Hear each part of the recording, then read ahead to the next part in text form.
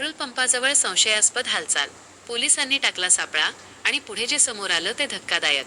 मंठा जालना रोडवरील Bharat petrol pump परिसरात दुपारच्या सुमारास सुरू असलेल्या संशयास्पद हालचालींमुळे पोलिसांना गुप्त माहिती मिळाली.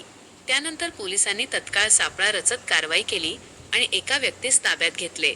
तपासादरम्यान समोर आलेल्या वस्तूंमुळे परिसरात एकच खळबळ उडाली आहे. मे 14 रोजी दुपारी 3:30 वाजण्याच्या सुमारास करण्यात आलेल्या या कारवाईत पोलिसांनी एका पांढऱ्या रंगाच्या गोणीतून मोठ्या प्रमाणात देशी व विदेशी दारू जप्त केली. या प्रकरणी मांगीलाल बळीश्याम पवार, वय 41, राहणार खोराड सावंगी, तालुका मंठा, याच्याविरुद्ध महाराष्ट्र दारूबंदी अधिनियम कलम अंतर्गत गुन्हा दाखल करण्यात आला आहे.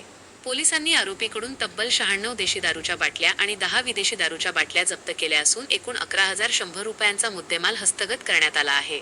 जप्त करण्यात आलेल्या देशी दारूच्या बाटल्यांवर भिंगरी संत्रा तर विदेशी दारूच्या बाटल्यांवर वेगवेगळे लेबल आढळल्याची माहिती पोलिसांनी दिली.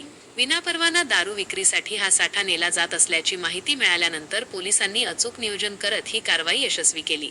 अचानक झालेल्या या धाडसी कारवाईमुळे परिसरात काही काळ तणावपूर्ण वातावरण निर्माण झाले होते. या प्रकरणी संतोष बाबूराव बनकर यांच्या फिर्यादीवरून गुन्हा दाखल करण्यात आला असून पुढील तपास पोलीस कर्मचारी घोडके करीत आहेत. मंठा पोलिसांची कारवाई पुन्हा चर्चेत. अवैध धंद्यांविरोधातील मोहीम अधिक तीव्र होणार का, याकडे आता सर्वांचे लक्ष लागले आहे.